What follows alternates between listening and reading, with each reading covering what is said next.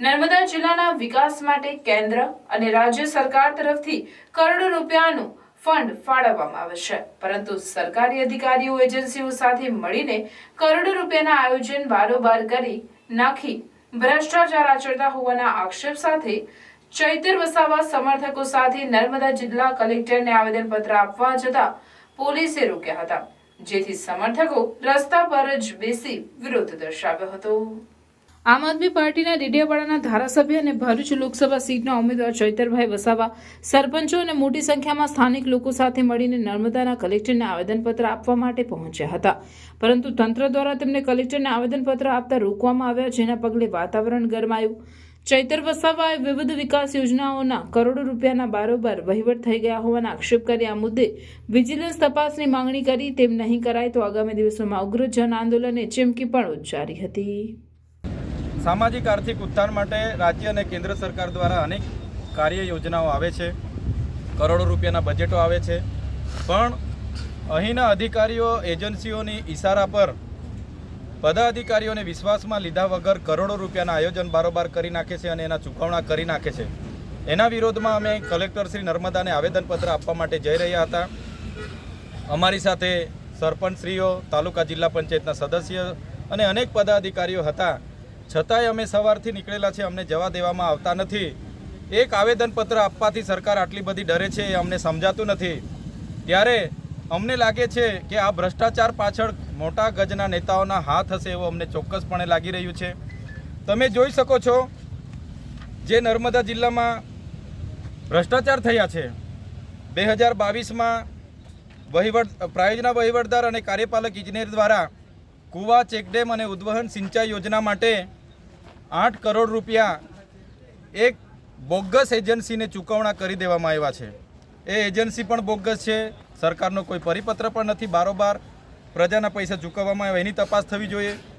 બીજો મુદ્દો અમારો એવો છે કે ડેડિયાપાડા અને સાગબારા તાલુકાને વિકાસશીલ તાલુકાની જોગવાઈ દર વર્ષે 2-2 કરોડ રૂપિયા મળે છે। ગયા વર્ષે પણ પદાધિકારીઓ જે માગણી કરી એને સાઈડ પર રાખીને બાયોગેસ, હાઈમસ જેવી બિનજરૂરી યોજનાઓ, આરો પ્લાન્ટ, બંક બેડ જેવી કોઈ બિનઉપયોગી યોજનાઓ લાવીને કરોડો રૂપિયા એજન્સીઓને ખંખેરી લીધા છે। એવી રીતે આ વર્ષે પણ આયોજન અધિકારીએ 4 કરોડનું બારોબાર આયોજન કરી દીધું છે અને આ વર્ષે પણ એવા જ કામો બિનઉપયોગી મંજૂર કર્યા છે, એનો પણ અમે વિરોધ કરીએ છીએ।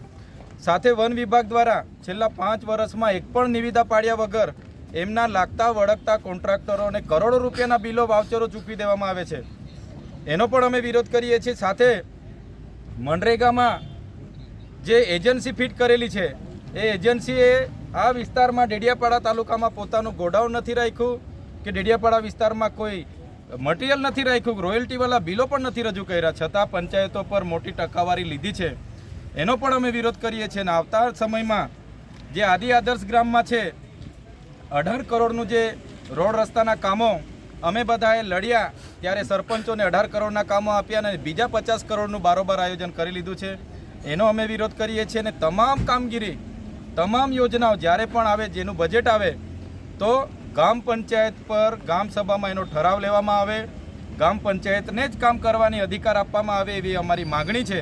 અને જેટલા પણ અધિકારીઓએ બારોબાર આ બિલો ચૂકવેલા છે એના પર તાત્કાલિક ધોરણે વિજિલન્સ તપાસ થાય, જે પણ અધિકારી, જે પણ કોન્ટ્રાક્ટર આમાં જવાબદાર હોય એના પર કાર્યવાહી કરવામાં આવે, એવી અમારી માગણી છે। અને સાથોસાથ આવનાર દિવસોમાં આ જો કાર્યવાહી યોગ્ય કરવામાં નહીં આવશે તો અમે ખૂબ મોટું જન આંદોલન કરીશું। એ ક્યારે અમે આ બાબતને લઈને પાછી પાની કરવાના નથી। આજે અમારા બાળકોના શિક્ષણ, કુપોષણ, સિકલ સેલ જેના માટે પૈસા આવે છે એ અધિકારીઓ, પદાધિકારીઓના ઈશારાથી બહારની એજન્સીઓને લાવીને ચાઉં કરી જાય છે, ત્યારે એની સામેનો અમારો વિરોધ છે। સાથે સાથે અમારા સિંચાઈ વિભાગમાં સ્ટાફ નથી, તાલુકા વિભાગમાં કોઈ હાજર નથી રહેતું, મામલતદારમાં સ્ટાફ નથી, ત્યારે આ બાબતને લઈને પૂરતા શિક્ષકો મુકાય, પૂરતી શાળા બંધાય, આંગણવાડી બનાય, એના માટે પણ અમે રજૂઆત કરવા માટે જતા હતા, છતાં અમને પોલીસ આજે મોવી ખાતે અટકાવેલા છે અને અમને આગળ જવા દેવામાં આવતા નથી। ત્યારે અમે આપણા માધ્યમથી કહેવા માગીએ છીએ કે આ લોકશાહીનું હનન છે, અમને દબાવવાની વાત છે।